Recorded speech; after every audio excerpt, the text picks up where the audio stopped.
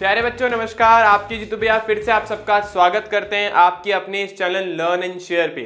और हम बात कर रहे हैं क्लास 11 फिजिक्स के बारे में। चैप्टर चल रहा है हमारा चैप्टर नंबर 7। बहुत प्यारा चैप्टर है, system of particle and rotational motion, यानी कणों का निकाय एवं घूर्णी गति। ठीक है, इसके हम ऑलरेडी 7 पार्ट जो है वो कंप्लीट कर चुके हैं, मतलब इसके ऑलरेडी 7 लेसन बन चुके हैं। तो जिन बच्चों ने वो 7 लेसन नहीं देखे वो सबसे पहले जाके वो देख लीजिएगा। और ये उसका हम 8वां लेसन पढ़ रहे हैं। तो लास्ट क्लास में हमने ये पढ़ लिया था कि किस तरीके से हम वस्तु को साम्यावस्था में लेकर आते हैं। ठीक है, आज हम बिल्कुल एक नए टॉपिक के ऊपर बात करने वाले हैं जिसका नाम है जड़त्व आघूर्ण। देखिए, जैसे मैं आपको पहले ही बताते आ रहा हूं, जैसे आपके एनसीईआरटी पे बता रही है और मैं भी बता रहा हूं कि हम इस चैप्टर को पढ़ते टाइम पैरेलली जो रेखिक मोशन पढ़ा था, जो लीनियर मोशन पढ़ा था, उसको कंपेयर करते हुए चीजें लेके चल रहे हैं। जैसे वहां विस्थापन पढ़ा तो यहाँ कोणीय विस्थापन पढ़ा, वहां पे वेग पढ़ा यहाँ पे कोणीय वेग पढ़ा, वहां पे त्वरण पढ़ा यहाँ पे कोणीय त्वरण पढ़ा, वहां पे बल पढ़ा यहाँ पे बलाघूर्ण पढ़ा, वहां पे संवेग पढ़ा यहाँ पे कोणीय संवेग पढ़ा। तो कुल मिला के ये सारी क्वांटिटीज जो थी 5 क्वांटिटीज, इसके बारे में अपन ने ऑलरेडी बात कर ली है। लेकिन एक मिसिंग क्वांटिटी अभी भी हमारे पास जो था, हमारे पास द्रव्यमान। द्रव्यमान के लिए अभी तक मुझे कोई सब्स्टिट्यूशन नहीं मिला है घूर्णन गति में। तो आज अपन उस द्रव्यमान के लिए क्या सब्स्टिट्यूशन हम घूर्णन गति में यूज करने वाले हैं वो ढूंढने की कोशिश करेंगे। ठीक है बच्चों, तो स्टार्ट करते हैं आज का लेसन सबसे पहली स्लाइड के साथ। तो आज का, जैसा मैंने आपको बोला, आज का हमारा टॉपिक है जड़त्व आघूर्ण। तो यहाँ पे एक आपको व्हील दिख रहा होगा। ठीक है, ये हमने जो गाड़ी, जो आपकी कार वार होती है, उसकी जो रिम होती है वो निकाल दी है, उसको बाहर निकाल दिया है। और ये आपको स्टीम इंजन दिख रहा होगा, पुराने, बहुत पुराने जमाने का। लेकिन आज भी बाइक्स में हम इसी कॉन्सेप्ट के, इसी प्रिंसिपल का यूज करते हैं। ये जो बड़ा वाला व्हील आपको एक्स्ट्रा दिख रहा है, क्यों लगा है, इसके बारे में अपन डिटेल में बात करेंगे। ठीक है, तो आज का हमारा टॉपिक है मोमेंट ऑफ इनर्शिया यानी जड़त्व आघूर्ण। ठीक है, इसको शॉर्ट में अपन बोलते हैं MOI। इसका शॉर्ट में नाम है MOI। कई जगह आपको इसको शॉर्ट में सिर्फ MOI ही मिलेगा। ठीक है, कई बार मैं भी आप लोगों को MOI बोलूंगा, क्योंकि जड़त्व आघूर्ण भी बहुत बड़ा है और मोमेंट ऑफ इनर्शिया भी बहुत बड़ा है। ठीक है, या फिर कई जगह सिर्फ MI भी बोल देते हैं। ठीक है, MI फोन वाला फोन नहीं, यहाँ पे इसका नाम है MOI, मोमेंट ऑफ इनर्शिया। ठीक है बच्चों, तो समझने की कोशिश करते हैं मोमेंट ऑफ इनर्शिया है क्या। तो थोड़ा सा वापस रिकॉल करते हैं उन सारी बातों को जो अपन ने रेखिक गति में पढ़ी थी। 5वां चैप्टर, गति का पहला नियम। ठीक है, गति का पहला नियम जड़त्व का नियम था। वो क्या बोलता था हमें, अगर हम किसी वस्तु की बाह्य बल ना लगाए किसी वस्तु पे, जैसे आप सब जानते हो, तो वो अपनी अवस्था को बनाए रखने की पूरी कोशिश करेगा। भाई अगर मैं किसी चीज को जबरदस्ती पुश करने की कोशिश कर रहा हूं तो कहीं ना कहीं वो अपनी स्थिति को बनाए रखने के लिए कुछ ना कुछ प्रयत्न करेगा। और वो क्यों करेगा, क्योंकि उसके पास एक गुण है, उस गुण का नाम है जड़त्व। ठीक है, तो आप सबने पढ़ा ही है कि कोई पिंड बाह्य बल की अनुपस्थिति में अपनी स्थिर या गतिमान अवस्था में परिवर्तन नहीं कर सकता या अपने परिवर्तन का विरोध करता है, जिसे हम क्या बोलते हैं, जड़त्व बोलते हैं। और ये जो जड़त्व होता है वो किसी भी पिंड में उसके द्रव्यमान की रेखीय माप होता है। रेखीय माप का मतलब क्या है कि जितना ज्यादा द्रव्यमान होगा वस्तु का जड़त्व उतना ही ज्यादा होगा। बेसिकली जड़त्व पूरी तरीके से किस पे निर्भर करता है, द्रव्यमान पर निर्भर करता है। सही बात है, हम जानते हैं बहुत बड़ा सारा ट्रक है, धक्का देने में ज्यादा बल लगाना पड़ेगा। मतलब उसकी विराम के जड़त्व को तोड़ने के लिए, उसको गति में लाने के लिए you have to apply more force, ज्यादा बल आपको लगाना पड़ेगा। लेकिन अगर उसी की जगह मैं आपके सामने कोई बाइक रख दूं या बाइसिकल रख दूं, मतलब साइकिल रख दूं, उसको पुश करना बहुत आसान है। क्यों, क्योंकि उसमें बहुत कम जड़त्व है, द्रव्यमान बहुत कम है। ठीक है, तो किसी पिंड का द्रव्यमान जितना ज्यादा होगा उसका रेखीय त्वरण उत्पन्न करने के लिए उतना ही बल लगाना पड़ेगा। ये भी बहुत, जैसा मैंने आपको बताई ये बात कि भाई अगर कोई ट्रक है तो ट्रक का इंजन काफी पावरफुल होगा ना। अभी तुम कार का इंजन उठा करके ट्रक में लगा दोगे तो थोड़ा तुम्हारा ट्रक चल जाएगा। क्यों, क्योंकि जो ट्रक है उसको आगे मूव कराने के लिए उसका जो भी इंजन है या उसको त्वरित करने के लिए जो भी उसका इंजन है वो ज्यादा बल लगा रहा होगा ना, उसके ऊपर काफी ज्यादा उसकी पावर होगी। ठीक है, जब जाके तो ट्रक को हिला पा रहा है। और अगर मैं कार का इंजन जाके उसमें फिट कर दूंगा तो ऑब्वियसली बात है, कार तो कहीं कहां से ही वो उसको लेके जाएगा, है ना, क्योंकि कार की इंजन की जो पावर है काफी कम होती है। ठीक है, तो यहाँ पे यही बोलने की कोशिश कर रहा है, ये सब रेखीय गति के बारे में, ताकि हम चीजों को उससे कोरिलेट कर पाए। अब आ जाते हैं अपन हमारे घूर्णन गति वाले टॉपिक पे। किसी प्रकार घूर्णन गति में पिंड में कोणीय त्वरण उत्पन्न करने के लिए बलाघूर्ण लगाया जाता है। सब जानते हो, हमने पढ़ लिया है टाउ किसके इक्वल होता है बेटा, टाउ होता है आई अल्फा।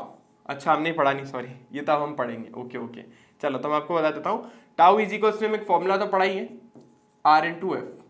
तो जैसे वहां पे बेटा क्या होता था, वहां पे एक फॉर्मूला होता था हमारे पास F is equals to MA। तो यहां पे भी ऐसा ही कुछ फॉर्मूला होगा। यहाँ पे भी जो हमारा टाउ है वो आई अल्फा के बराबर होगा। आई को भूल जाओ क्या होता है, वो भी बात उसी के बारे में अपन बात करने वाले हैं। तो टाउ जो है वो अल्फा पर निर्भर करता है। इसका मतलब किसी वस्तु में कोणीय त्वरण उत्पन्न करने के लिए बल गुण तो लगाना पड़ेगा। पंखा घूम रहा है गोल गोल गोल गोल गोल, आपको उसका वेग बढ़ाना है, कैसे बढ़ जाएगा? बल गुण तो लगाना पड़ेगा। तो बल गुण जैसे आप लगाओगे उसका वेग एकदम से बढ़ जाएगा या घट जाएगा, वो रेगुलेटर से आप उसको ऑपरेट करते हो। तो यहाँ पे भी सेम चीज लिखी है कि घूर्णन गति में कोणीय त्वरण उत्पन्न करने के लिए उस पर कुछ ना कुछ बल गुण लगाना पड़ता है। जैसे रेखीय गति के अंदर वस्तु में त्वरण उत्पन्न करने के लिए बल लगाना पड़ता है। ठीक है, किसी अक्ष के सापेक्ष घूर्णन करने वाला पिंड स्वतः ही अपनी घूर्णन गति में परिवर्तन नहीं कर सकता। जैसा वहां पे होता था कि जब हम रेखीय गति के बारे में बात करते हैं तो हम भी सेम चीज बोलते हैं कि भाई कोई भी वस्तु अपनी स्थिति को डायरेक्टली, अब ऐसा नहीं कि भाई मेरे सामने रिमोट रखा हुआ है चुपचाप हवा में उड़ जाएगा, जादू थोड़ी ना है। ठीक है, इसके लिए मुझे इसके ऊपर कुछ ना कुछ बल तो लगाना पड़ेगा ना, बिना बल लगाए तो ये रिमोट अपनी जगह से हिलेगा नहीं। सेम चीज यहां पर है कि कोई भी वस्तु के अंदर जो भी उसका कोणीय त्वरण है या जो स्थिति है उसकी, वो तब तक चेंज नहीं होगी जब तक आप उसके ऊपर कोई बल गुण ना लगा दो। इसके बाद लिखा है जब तक आप कोई बाह्य बल गुण ना लगा दो। घूर्णन गति यह गुण क्या कहलाता है? घूर्णी जड़त्व। जैसे वहां पे इसका नाम था ना सिर्फ जड़त्व, यहाँ पे इसका नाम क्या है? घूर्णी जड़त्व, जिसकी वजह से वो अपनी घूर्णन स्थिति को परिवर्तित नहीं करेगा। मान लो रुका हुआ है, पंखा चलाना है, इलेक्ट्रिसिटी लगाई, जैसे इलेक्ट्रिसिटी लगे पंखा गोल गोल गोल घूमने लग गया। क्यों घूमने लग गया? क्यों? क्योंकि उसके ऊपर बलाघूर्ण लगा, उसके ऊपर फोर्स लगा, एक पेयर ऑफ फोर्सेस लगा जिसकी वजह से ऐसे रोटेट करने लग गया। ठीक है, ऐसे गोल गोल गोल गोल गोल गोल घूमने लग गया। ठीक है, तो यहां पर भी हम सेम चीज बोल रहे हैं। तो प्रॉपर्टी जो हमारी है मटेरियल की ऐसी, उसको अपन ने क्या बोलते हैं? घूर्णी जड़त्व। जैसे वहां पे इसका नाम जड़त्व था। तो अब यहां से एक बहुत इंपॉर्टेंट चीज हमारे सामने निकल के आ रही है कि वहां पर तो वस्तु का जो जड़त्व है वो उसके द्रव्यमान की माप है, मतलब उसके द्रव्यमान पर निर्भर करता है। जितना ज्यादा द्रव्यमान जड़त्व उतना ज्यादा। तो यहां पे जब हम घूर्णी जड़त्व के बारे में बात करते हैं तो क्या यहां पर भी वस्तु का जो जड़त्व है, घूर्णी जड़त्व, क्या वो सिर्फ द्रव्यमान पर निर्भर कर रहा है? तो नहीं। इसका प्रश्न, इस प्रश्न का उत्तर है नहीं। ठीक है, यहां पर वस्तु का घूर्णी जड़त्व एक दूसरी राशि पर निर्भर करता है जिसका नाम है जड़त्व आघूर्ण, यानी मूवमेंट ऑफ इनर्शिया, जिसके बारे में अपने को पढ़ना है। देखिए ये लिखा है यहाँ पे, गति में पिंड का जड़त्व आघूर्ण, ये रहा पिंड का जड़त्व आघूर्ण, ये रहा ही घूर्णी जड़त्व का मापन है। यानी यहां पर वस्तु का जो घूर्णी जड़त्व है वो किस पर निर्भर करता है? उसके जड़त्व आघूर्ण पर निर्भर करता है।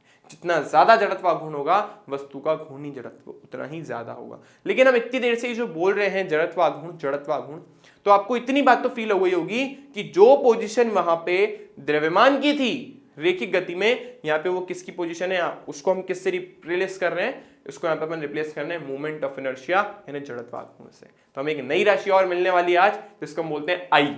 ठीक है, रिप्रेजेंट करते हैं आई से और बोलते हैं अपन मूवमेंट ऑफ इनर्शिया यानी जड़त्व आघूर्ण। ठीक है बच्चों, तो घूर्णन गति में जड़त्व आघूर्ण का वही महत्व होता है जो रेखीय गति में द्रव्यमान का होता है। ये मैंने आपको ऑलरेडी बात बता दी। जड़त्व आघूर्ण जड़त्व आघूर्ण पिंड के द्रव्यमान के साथ साथ अक्ष के सापेक्ष द्रव्यमान वितरण पर भी निर्भर करता है। इस लाइन का मतलब अपन समझेंगे लेकिन कुछ देर बाद। इस लाइन को अभी हम साइड में रख रहे हैं। मैंने आपको ये स्टार्टिंग में क्यों समझाई, ये चीज क्यों लिखवाई?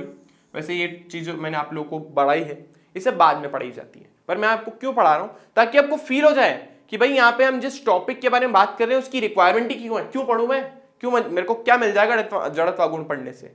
ठीक है, वो आपको धीरे धीरे समझ भी आएगा कि क्या क्या एप्लीकेशन है जड़त्व आघूर्ण के आपकी लाइफ में। ठीक है, आप जो साइकिल चलाते हो, जितने व्हीकल चलाते हो, जितनी ट्रेनें चल रही है, जितनी बसेस चल रही हैं, उन सब में जड़त्व आघूर्ण के बहुत अच्छे एप्लीकेशन का यूज होता है, जिसके बारे में अपन पढ़ेंगे। ठीक है, आप लोगों को कभी कभी लगता होगा ना कि ना साइकिल की जो रिम होती है ना, जिसपे अपन टायर वायर चढ़ाते हैं, जो रिम होती है वो रिम साइड से ही क्यों होती है? उसका द्रव्यमान बीच में से स्पोक्स क्यों लगे? उसको स्पोक्स बोलते हैं ना। ठीक है, स्पोक्स बोलते हैं उसको। तो वो जो देखा होगा ना सबने, ऐसा ये साइकिल का पहिया है तो इसके अंदर ना ये इसको बोलते हैं अपन स्पोक्स। तो ये जो स्पोक्स हैं इसके अंदर जो सारा का सारा जो द्रव्यमान है वो यहाँ पे क्यों है? मतलब ऐसा क्यों बनाया गया इसको रिंग क्या बोलते हैं भाई? आप लोगों ने इसको रिंग जैसा क्यों बनाया है? आप इसको डिस्क जैसा क्यों नहीं बना रहे? पूरा फिल क्यों नहीं कर रहे? आजकल तो वैसे कई साइकिलें बनती है, आप लोगों ने देखी होगी इंटरनेट पे खूब। ठीक है, लेकिन बेसिक डिजाइन आज भी वही है। कि जो सारा का सारा जो रिम वाला पार्ट है उसमें सारा का सारा द्रव्यमान कॉर्नर पर होता है, बीच में इसको अपन स्पोक्स या इस तरीके की डंडियों से जोड़ते हैं। क्यों जोड़ते हैं, क्या रीजन है, क्या फिजिक्स लग रही है, वो अपने को इसमें आज सीखना है। ठीक है, तो देखो बच्चों, आई गेस सबको इतनी बात तो समझ आ गई होगी कि वहां जो रोल द्रव्यमान का था, यहां वो रोल जड़त्व आघूर्ण का है। अब हमें इतना तो समझ आ गया है कि आज हमें जो पढ़ना है वो जड़त्व आघूर्ण पढ़ना है और वही द्रव्यमान वाली बात करनी है। लेकिन बेसिक दिमाग में क्वेश्चन आता है कि जड़त्व आघूर्ण का फॉर्मूला लाए कहां से।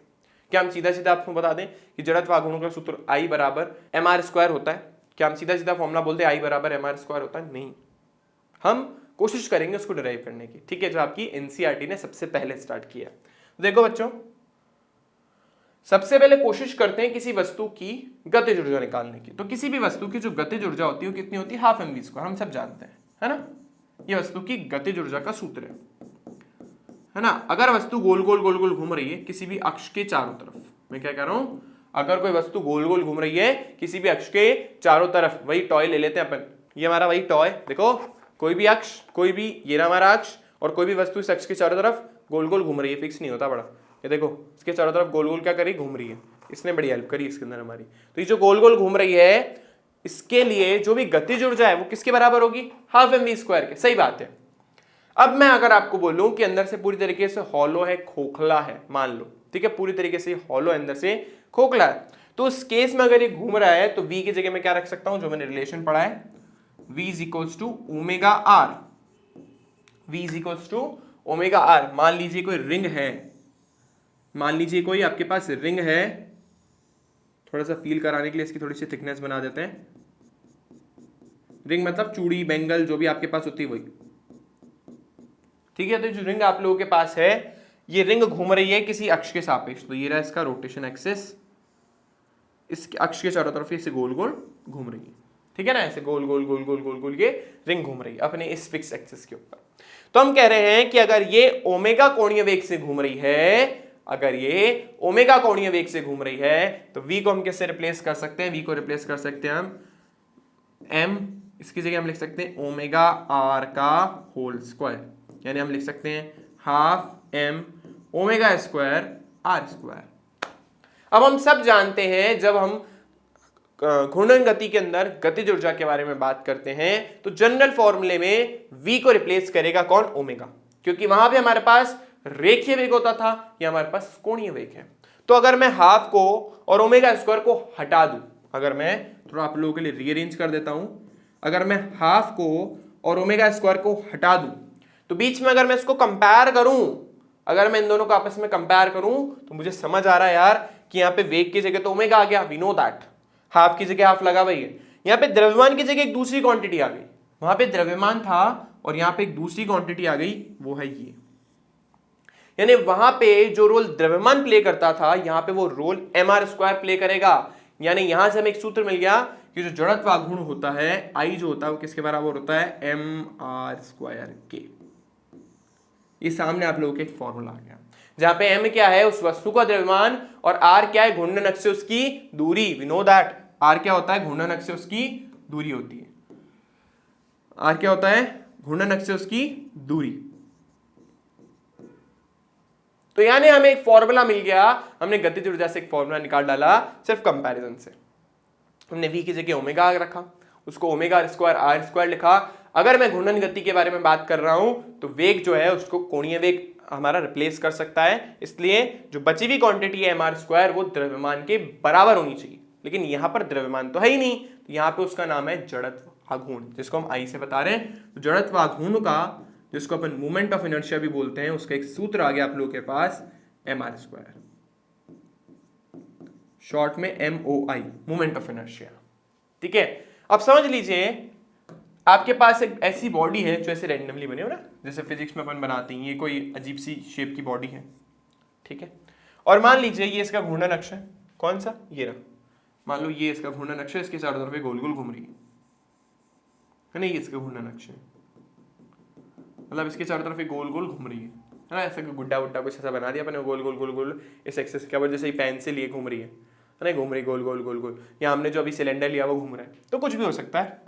तो मान लो इसमें बहुत सारे पार्टिकल्स हैं, जैसे पहला पार्टिकल m1, और मान लो घूर्णन एक्सिस की दूरी r1 है, ये दूसरा पार्टिकल m2, घूर्णन एक्सिस की दूरी r2 है, फिर तीसरा पार्टिकल m3, घूर्णन एक्सिस की दूरी r3 है, फिर ये चौथा पार्टिकल m4, घूर्णन एक्सिस की दूरी r4 है, एंड सो ऑन। सो ये बहुत सारे हमारे पास पार्टिकल है। मान लो हमारे पास ऐसे n पार्टिकल्स हैं, मतलब n कण है, ठीक है। फिजिक्स में, मैथ में हम एक जनरल टर्म लेके चलते हैं n का मतलब कितने भी हो सकते हैं, 2 4 6 8 10 1 करोड़ 1 अरब 10 खरब, जो आपको बोलना है बोलो, तो n कुछ भी हो सकता है। तो अगर मुझे इस वस्तु का जड़त्वागुण निकालना है तो इस वस्तु का जड़त्वागुण I किसके बराबर हो जाएगा, इन सब के जड़त्वागुण के योग के बराबर। यानी हम इसे लिख सकते हैं m1 r1 square plus m2 r2 square and up to mn rn square, जिसको शॉर्ट में हम सिग्मा की फॉर्म में लिख सकते हैं, सिग्मा mi ri का स्क्वायर, और i की वैल्यू कहां से कहां तक, 1 से n तक। तो कई बच्चों का अगर ये नीचे वाला नहीं समझ आता तो कोई परेशानी वाली बात नहीं है, ऊपर वाला भी ले सकते हो, ठीक है। अब अगर मैं मान लूं कि इस पूरे पिंड का द्रव्यमान कैपिटल है, बड़ा वाला है, वस्तु का कुल द्रव्यमान,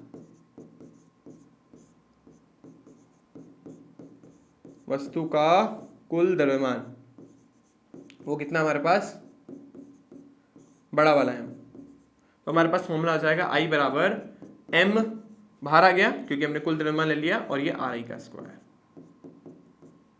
ठीक है ना। तो हम इसको ऐसे भी लिख सकते हैं। जनरल फॉर्मूला हमारा क्या होता है, mr स्क्वायर, खत्म, ठीक है। 1 करोड़ पार्टिकल के लिए निकाल दो, तो ऑब्वियसली बात है नहीं निकालूंगा, उसके लिए कोई शॉर्ट ट्रिक अपन ढूंढेंगे, ठीक है।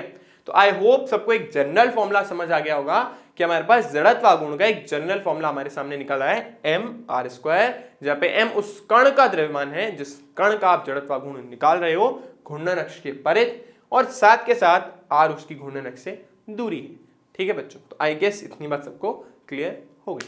चलो तो ऐसा करते हैं, अब हम थोड़ा आगे की तरफ चलते हैं, आगे बढ़ते हैं, थोड़ा देखते हैं नेक्स्ट स्लाइड में हमारे पास क्या है। नेक्स्ट स्लाइड में एक छोटी सी बात हो, यही जो मैंने आपको अभी समझाई, इसका स्टेटमेंट क्या, कि घूर्णन गति कर रही किसी वस्तु का किसी अक्ष के सापेक्ष, यानी किसी एक्सिस के अलावा। अच्छा एक चीज मैं आपको और बता दूं, घूर्णन गति जो हमारा जड़त्वागुण है वो बार बार परिवर्तित हो सकता है, जड़त्वागुण बार बार परिवर्तित हो सकता है।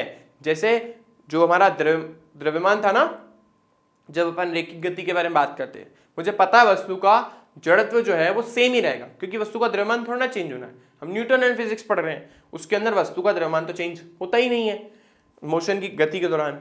तो अगर कोई वस्तु गति कर रही है या रुकी हुई है, कुछ भी है, तो उसका जो जड़त्व वो नियत रहेगा, लेकिन जड़त्वागुण नियत नहीं रहता, ये चेंज होता रहता है। कैसे भाई, रोटेशन एक्सिस, मान लो बीच में रोटेशन एक्सिस है, कुछ और जड़त्वागुण होगा, मान लो इसको यहाँ के बजाय मैं यहाँ पे कोई रोटेशन एक्सिस मान लेता हूँ बिल्कुल कॉर्नर में। अब अगर ये इसके चारों तरफ ऐसे ऐसे घूम रही है, मान लो यूं, एक एग्जांपल देके आपको समझाता हूँ। मान लो ये सिलेंडर है, ठीक है, और मान लो पहले इसका घूर्णन अक्ष जो था वो ऐसे था, यहाँ से, जैसे मैंने आपको अभी डब्बा दिखाया।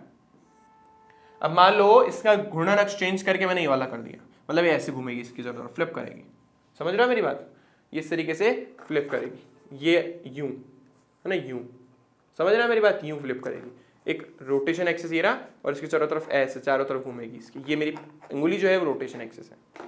तो अगर ऐसा है तो इसका जड़त्वागुण चेंज हो जाएगा, यानी जड़त्वागुण सिर्फ और सिर्फ द्रव्यमान पर निर्भर नहीं करता, वो घूर्णन अक्ष से दूरी पर भी निर्भर करता है। तो अगर आपने घूर्णन अक्ष को चेंज कर दिया, जड़त्वागुण भी चेंज हो जाएगा, क्योंकि फॉर्मूला तो ये बोल रहा है, देखो फॉर्मूला तो ये बोला mr स्क्वायर, तो यानी द्रव्यमान के साथ साथ घूर्णन अक्ष से दूरी भी मैटर करती है। तो अगर आपने घूर्णन अक्ष से दूरी चेंज कर दी, मतलब उसका घूर्णन अक्ष ही चेंज कर दिया, तो जड़त्वागुण भी चेंज हो जाएगा। तो जैसे जड़त्व जो नियत रहता था, जड़त्वागुण नियत नहीं रहता, ये चेंज हो सकता है। तो इसलिए इसने साफ साफ लिखा है किसी अक्ष के सापेक्ष, जो भी आप एक्सिस ले रहे हो उसके रेफरेंस में। जड़त्वागुण क्या होता है, द्रव्यमान और घूर्णन अक्ष से उसकी लंबवत दूरी, ध्यान रखना, ऐसे नहीं आप ये वाले कण के बारे में बात कर रहे हो और ये आपका घूर्णन अक्ष है तो आप ऐसी दूरी ले लो, ऐसे नहीं चलेगा। जो दूरी हो कैसी होनी चाहिए, बिल्कुल लंबवत। तो लंबवत दूरी के वर्ग के गुणनफल के बराबर होता है ना mr स्क्वायर के, इन शॉर्ट, ठीक है। तो आई होप यहां तक बात सबको क्लियर हो गई होगी। अब ये जो जड़त्व आघूर्ण है वो किन किन पर निर्भर करता है? वैसे तो फॉर्मूले से साफ साफ समझ आ रहा है कि जड़त्व आघूर्ण जो है हमारा वो द्रव्यमान पर, घूर्णन अक्ष से दूरी पर निर्भर कर रहा है। तो देखो पहला तो है जैसे मैंने आपको बोला द्रव्यमान पर, दूसरा घूर्णन अक्ष से अच्छा इसने लिखा है घूर्णन अक्ष की स्थिति पर, वो भी मैंने आपको बोला घूर्णन अक्ष चेंज करते ही आपका जड़त्व आघूर्ण भी चेंज हो जाएगा। तो घूर्णन अक्ष की स्थिति पर, और थर्ड क्या होगा? घूर्णन अक्ष से दूरी पर। तुम खुद ही समझदार हो यार इतने तो, कि किन किन पर निर्भर करेगा। पहला तो द्रव्यमान कि द्रव्यमान कितना है, दूसरा घूर्णन अक्ष है कहाँ, चेंज होता ही आपका जड़त्व आघूर्ण चेंज, और थर्ड घूर्णन अक्ष से उसकी दूरी पर। तो देखो ये लिखा है जड़त्व आघूर्ण के सापेक्ष द्रव्यमान वितरण अर्थात वस्तु के आकार, आकृति, घनत्व, मतलब उसकी दूरी पे ही है, ठीक है। मतलब और ऑब्वियस सी बात है उसके शेप पे डिपेंड करेगा कि द्रव्यमान किस तरीके से वितरित है ना, कहाँ कहाँ कितना कितना दूरी पर। तो ये सारे वो फैक्टर्स हैं जिस पर जड़त्व आघूर्ण निर्भर करता है। तो आई होप यहां तक सबको बात क्लियर हो गई होगी, ठीक है।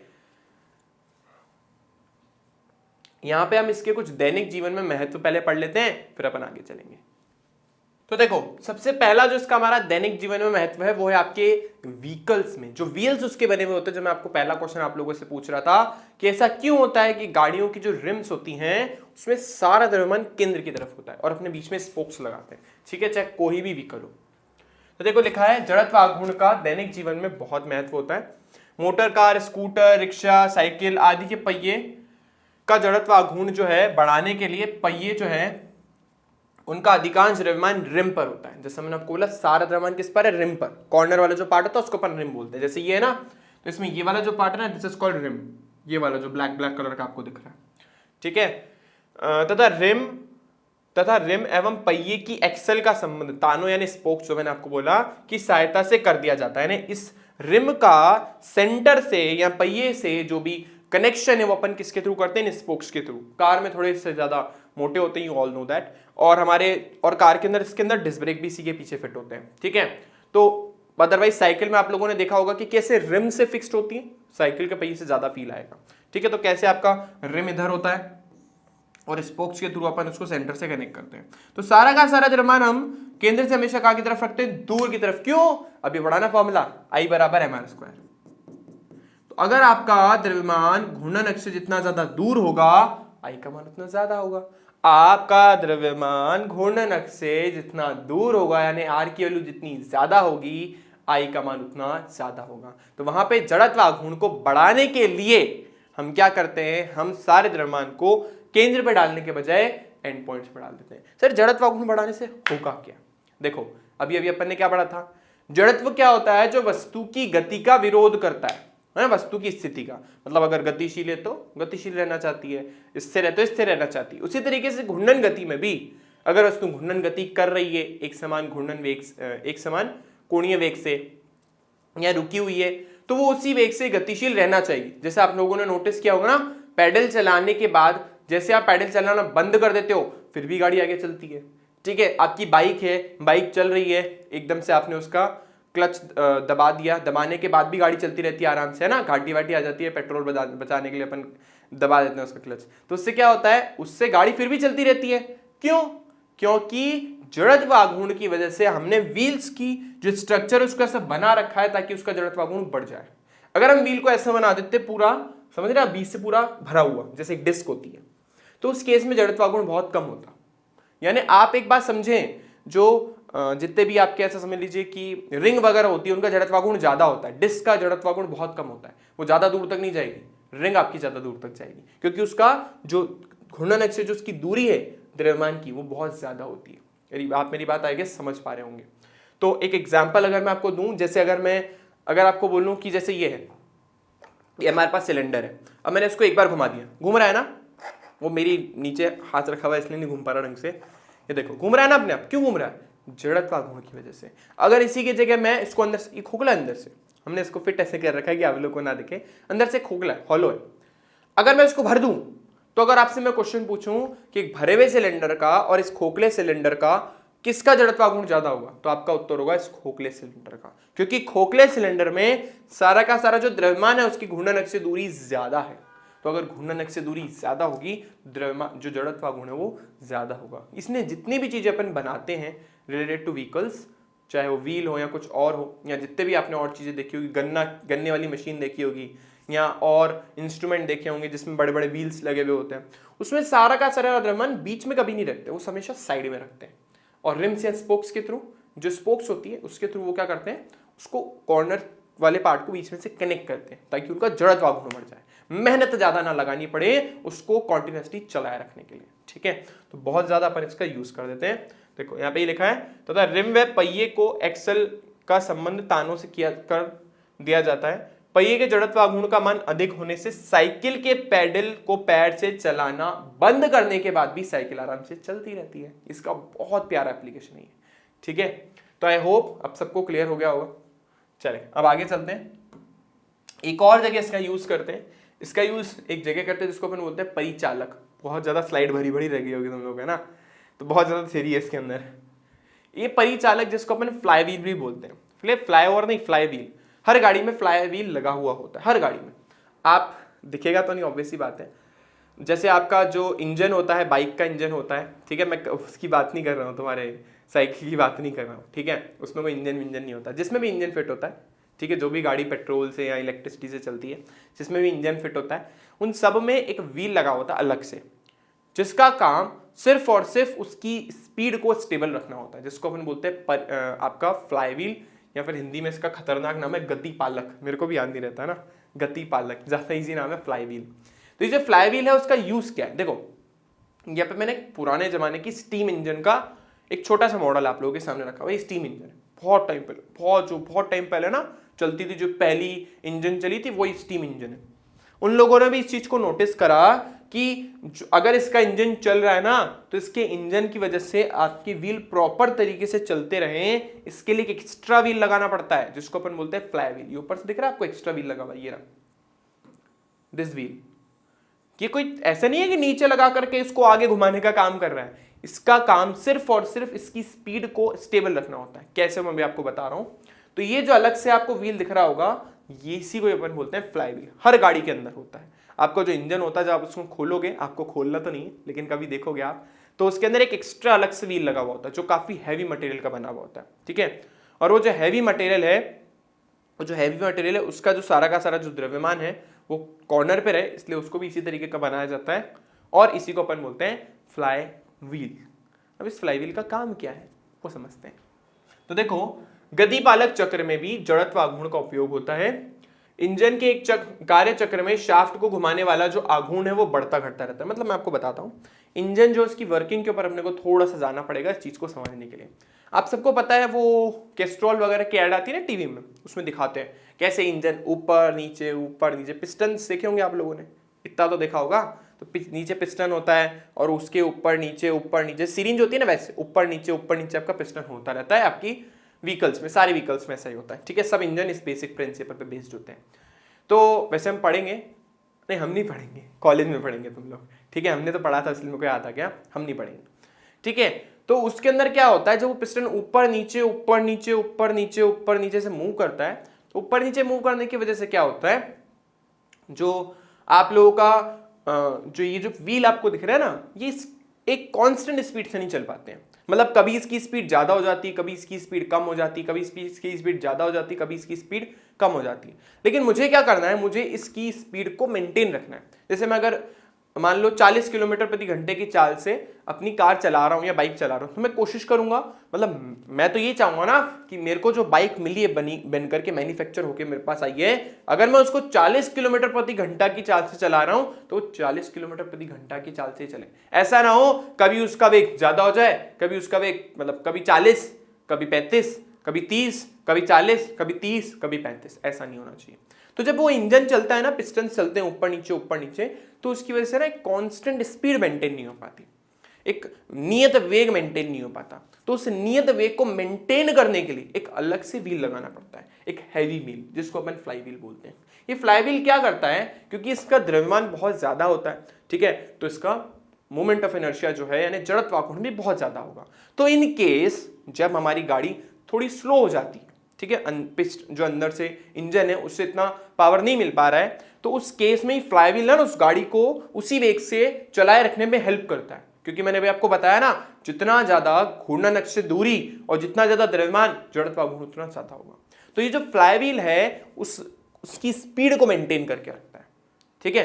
फिर जब अपन कार को रोकने का काम करते हैं तो भी ये सेम कॉन्सेप्ट का यूज करते हैं, बहुत इजीली कार उस टाइम पे रुक जाती है, ठीक है। तो ये फ्लाईव्हील जो है, जो अंदर हमारा इंजन है ना, वो प्रॉपर तरीके से कांस्टेंट स्पीड से चल ही नहीं सकता, कोई इंजन नहीं चल सकता। तो उसको बाहर से मतलब प्रॉपर आउटपुट के लिए कि हमारी गाड़ी प्रॉपर तरीके से चलती रहे कांस्टेंट स्पीड से, एक एक्स्ट्रा व्हील लगा दिया। ये व्हील उनके साथ साथ घूमता रहेगा। जैसे अंदर से स्पीड कम हुई, लेकिन इसका तो जड़त्व गुण है ना बहुत ज्यादा, ये तो फिर भी घूमते रहना चाहता है, तो जब भी घूमता रहेगा तो व्हील भी घूमता रहेगा मस्त, ठीक है। तो बीच में एक्स्ट्रा व्हील लगा देते हैं, इससे हमारी गाड़ी स्मूथली उसी वेग से चलती रहती है। एक बार पढ़ लेते हैं। तो देखा हुआ देखो, उसका जो आघूर्ण बार बार घटता बढ़ता रहता है, उसे एक समान बनाए रखने के लिए एक बड़ा पहिया लगा देते हैं, जिसको अपन फ्लाईव्हील बोलते हैं। यानी बार बार अंदर का वेग जो है वो घट बढ़ रहा है, उसको कांस्टेंट रखने के लिए एक एक्स्ट्रा व्हील लगा दिया, इसका नाम है गतिपालक यानी फ्लाईव्हील। इस पहिए का अधिकाधिक द्रव्यमान इसकी परिधि पर केंद्रित होता है, अतः इसका जड़त्व गुण बहुत अधिक होता है। जैसा मैंने आपको बोला, ये जो व्हील है ना, इसमें भी मोस्टली जो द्रव्यमान है उसको कहां पे रखते हैं, इसके हमेशा परिधि पे, ठीक है, एंड पॉइंट्स पे, ताकि जड़त्व गुण ऑब्वियसली ज्यादा हो। जब शाफ्ट घूमती है तो गतिपालक चक्र भी घूमता है। यदि शाफ्ट को घुमाने वाला बल आघूर्ण का मान घटता या बढ़ता रहे, और वो घुमा कौन रहा है उसको, पिस्टन, इंजन के अंदर जो लगे हुए, घटता या बढ़ता रहे, तो संपूर्ण निकाय का जड़त्व आघूर्ण बहुत ज्यादा होगा। अतः इसके शाफ्ट को घुमाने की कोणीय चाल पर लगभग कोई प्रभाव नहीं पड़ेगा एवं शाफ्ट एक समान रूप से घूमती रहेगी, क्योंकि उसके अंदर एक फ्लाईव्हील लगा हुआ है और वो फ्लाईव्हील उसको कांस्टेंट स्पीड से मूव कराने में हेल्प कर रहा है, ठीक है। तो यहाँ ये दो एप्लीकेशंस जो हैं हमने समझे कि कहाँ हम जड़त्व आघूर्ण को यूज करते हैं। अब हम इसके ऊपर बेस्ड कुछ और चीजें देख लेते हैं। मैथमेटिकल फॉर्म भी हमने पढ़ ली, ठीक है, पर फिर भी हमें और कुछ चीजें देखनी पड़ेगी।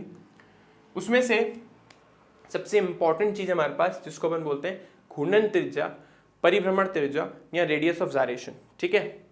रेडियस ऑफ जायरेशन यानी के, ये क्या बताती है आपको मैं समझाता हूँ। जैसे मान लो ये सिलेंडर है ना, मुझे सिलेंडर का जड़त्व आघूर्ण निकालना, ठीक है।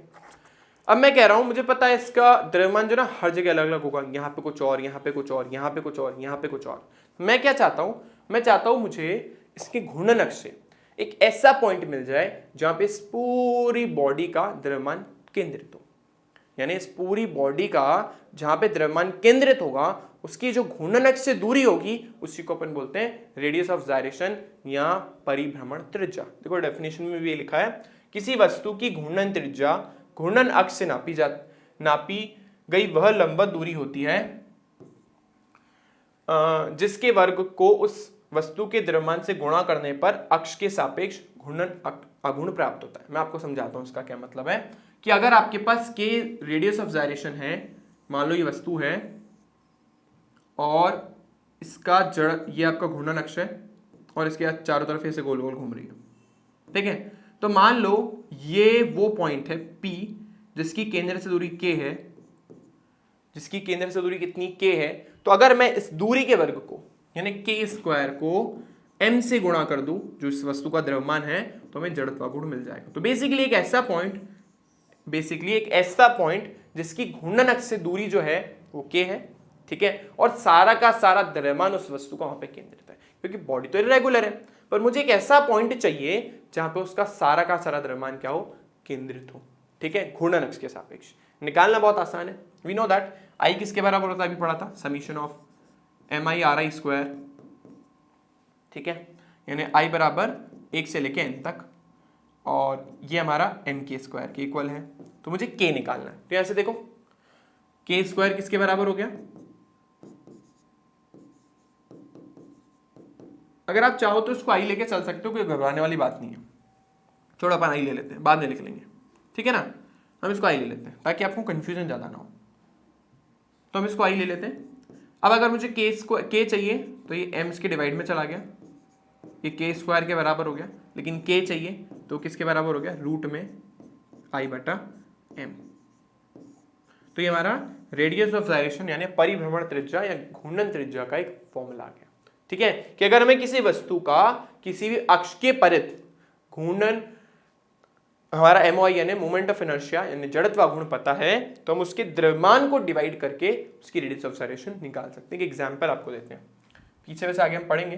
जैसे ये टेबल है, अब इस टेबल में मान लो ये वाला है, देखो तुम्हारी बुक में ही लिया हुआ है। तो जैसे रॉड है, इस रॉड का जो मोमेंट ऑफ इनर्शिया है यानी जड़त्व आघूर्ण है वो है ml²/2। एक एग्जांपल लेके समझते हैं इसको, है ना। एक रॉड का मोमेंट ऑफ इनर्शिया जो हमारे पास वो कितना है, I कितना है, ml²/2। कहां से आया, कैसे आया, वो बात की बात है, ठीक है ना।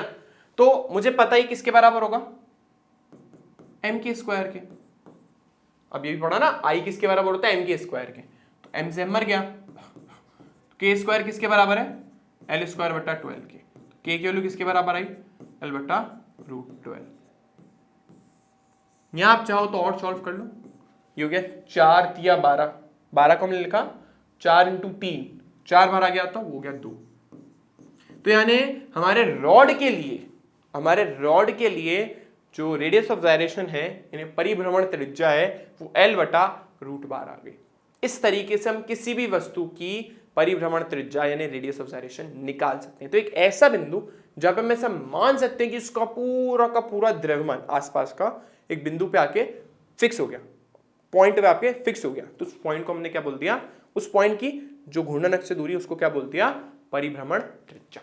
ठीक है, जैसे द्रव्यमान केंद्र था ना, बिल्कुल वैसे ही, ठीक है ना। उस वस्तु का द्रव्यमान केंद्र, उसकी घूर्णन अक्ष से दूरी, उसको हमने बोल दिया परिभ्रमण त्रिज्या। तो आई होप सबको इतनी बात क्लियर हो गई होगी।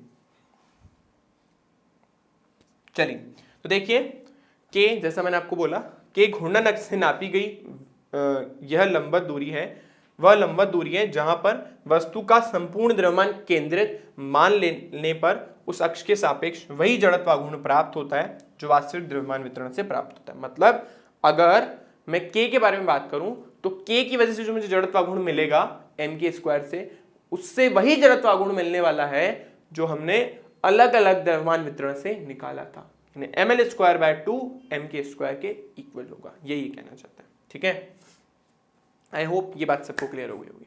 चलो तो बच्चों, अब हमारे पास जो टॉपिक है वो हमें खत्म करना है, और वो टॉपिक क्या है, समांतर अक्षों की प्रमेय और लंबवत अक्षों की प्रमेय। ठीक है, तो जड़त्व आघूर्ण की दो, जैसे मैंने आपको बोला, प्रमेय होती है। तो जड़त्व आघूर्ण की जो दो प्रमेय है उसमें से पहली प्रमेय हमारे पास क्या है, समकोणीय लंबवत अक्षों की प्रमेय, इसको अपन बोलते हैं परपेंडिकुलर एक्सिस थ्योरम। और एक हमारी समांतर अक्षों की प्रमेय, इसको हम बोलते हैं पैरेलल एक्सिस थ्योरम। ठीक है, दोनों काफी हेल्प करेगी जड़त्व आघूर्ण निकालने में। ठीक है, तो कोशिश करेंगे, वैसे तो दोनों अभी कराना पॉसिबल नहीं होगा, तो हम सिर्फ इस वाले पार्ट पे फोकस करेंगे। समकोणीय अक्षों की प्रमेय जो है यानी लंबवत अक्षों की जो प्रमेय है उससे स्टार्ट करते हैं। ठीक है, तो देखिए लंबवत अक्षों की जो प्रमेय है बहुत इजी, कुछ नहीं है। पहले मैं आपको स्टेटमेंट पढ़ा देता हूँ, वैसे मुझे पता है स्टेटमेंट से कुछ समझ नहीं आएगा, फील करा दूंगा तो आ जाएगा। क्या बोल रहे हैं अपन से, किसी समतल पटल यानी लेमिना। अच्छा, समतल पटल का क्या मतलब होता है, जैसे कि एक शीट है ना, कोई भी शीट ले लो, 2D ऑब्जेक्ट, उसको लेमिना बोलते हैं, का उसके तल के लंबवत अक्ष के सापेक्ष जड़त्व आघूर्ण उसी तल में स्थित दो लंबवत अक्षों के जड़त्व आघूर्ण के योग के बराबर होता है, जबकि दिया गया है कि अक्ष जो है उन दोनों अक्षों के कटान बिंदु से होकर गुजरते हैं। कुछ समझ नहीं आया ना, तो देखो समझाते हैं क्या है इसका मतलब। मान लो ये एक रोटेशन एक्सिस है जिसके अबाउट ऑब्जेक्ट घूम रहा है ना, कुछ मान लेते हैं रिंग विंग या कुछ ही ले लो। तो मान लो ये कोई बॉडी है ना, ये इस पॉइंट के अबाउट ऐसे गोल गोल घूम रही है, यानी ये इसका रोटेशन एक्सिस है, घूर्णन अक्ष। अब मुझे क्या करना है, मुझे यहाँ पे दो एक्सिस दिए हुए, मान लो इस एक्सिस को मैंने बोल दिया y, ठीक है ना, ऑब्वियसली y है, तो जड़त्व आघूर्ण किसके सापेक्ष, y अक्ष के सापेक्ष।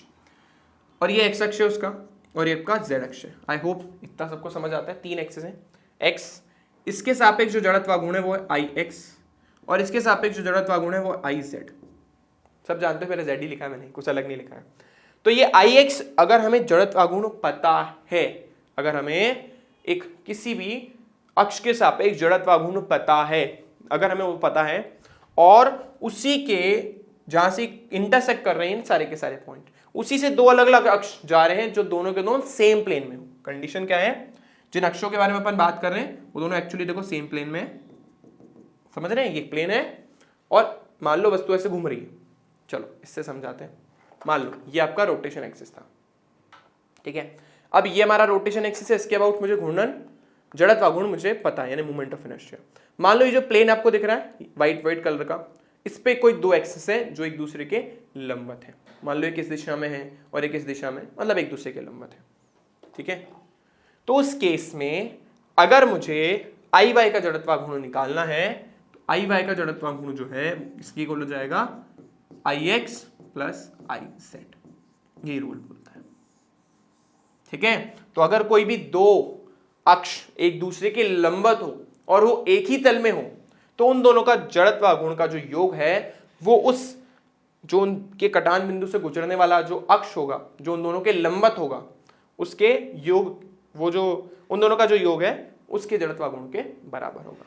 ठीक है, यहां पे ये लिखा है, देखिए कि किसी समतल पटल का उसके तल के लंबवत अक्ष की सापेक्ष जड़त्वाघूर्ण, ये लंबवत अक्ष के सापेक्ष जड़त्वाघूर्ण कौन है, आई वाई, उसी तल में स्थित दो परस्पर अक्ष कौन कौन से, आई जेड और आई एक्स, इन दोनों के जो भी जड़त्वाघूर्ण है उनके योग के बराबर होना चाहिए। पर इसके लिए कंडीशन है, कंडीशन ये कि ये जो इनका कटान बिंदु यानी जहां से सब इंटरसेक्ट कर रहे हैं, पास होके जा रहे हैं, ये सब द्रव्यमान केंद्र पर होने चाहिए। यानी ये जो पॉइंट है ये इनका द्रव्यमान केंद्र होना चाहिए, यानी इनका सेंटर ऑफ मास। तो ये हमारा COM सेंटर ऑफ मास, तो ये हमारी थ्योरम वैलिड है। यानी उसके द्रव्यमान केंद्र से अगर तीन एक्सिस आ रहे, एक्स वाई जेड जाएंगे, तो अगर आपको एक अक्ष के सापेक्ष जड़त्वाघूर्ण निकालना है और बाकी दो के सापेक्ष पता है तो क्या करोगे, उन दोनों को जोड़ दोगे, तीसरे के सापेक्ष निकल आएगा। ठीक है, तो आई होप ये बात सबको क्लियर हो गई होगी। ये हमारी कौन सी थ्योरम है, ये हमारी थ्योरम है परपेंडिकुलर एक्सिस थ्योरम। ठीक है, लंबवत अक्षों की प्रमेय। ओके, आई होप सबको ये बात क्लियर हो गई है। तो हम क्या करते हैं, हम समांतर अक्षों की प्रमेय भी कर लेते हैं, फिर नेक्स्ट क्लास में इससे रिलेटेड कुछ क्वेश्चंस देख लेंगे। अब समांतर अक्षों की प्रमेय क्या बोलती है, समांतर अक्षों की प्रमेय बोलती है, मान लो भाई ये वो एंशिएंट सी बॉडी बना दी, फिजिक्स में ऐसी एंशिएंट सी बॉडी हम बहुत बनाते हैं। ठीक है, तो ये इसका घूर्णन अक्ष है। अब ये भी ध्यान रखना, ये जो घूर्णन अक्ष है ये भी इसके द्रव्यमान केंद्र से पास होना चाहिए। तो अगर मान लो कि तुम्हें ये जो घूर्णन अक्ष है इसके सापेक्ष जड़त्वाघूर्ण पता है, और वो जड़त्वाघूर्ण क्या है, आई मान लो, और मान लो आपको किसी दूसरे अक्ष के सापेक्ष जड़त्वाघूर्ण निकालना है जो इसके लंबवत है, बिल्कुल सॉरी इसके पैरेलल है, लंबवत नहीं है, इसके पैरेलल यानी समांतर है। और मान लो इन दोनों के बीच की लंबवत दूरी, ध्यान रखना लंबवत दूरी कितनी है, d। क्या बोला मैंने बोला भाई एक अक्ष है जो कहां से पास हो रहा है, उसके द्रव्यमान केंद्र से, उसके सापेक्ष जड़त्वाघूर्ण आपको पता है, वो क्या हमारे पास I। एक दूसरे अक्ष के सापेक्ष जड़त्वाघूर्ण निकालना है जो उसके समांतर है और उसकी उससे दूरी, लंबवत दूरी कितनी है, d। तब इस अक्ष के सापेक्ष जो ग्रीन कलर से मैंने बनाया है इसका जड़त्वाघूर्ण जो है, मान लो ये, इसको क्या नाम दें, चलो I डैश बोल देते हैं।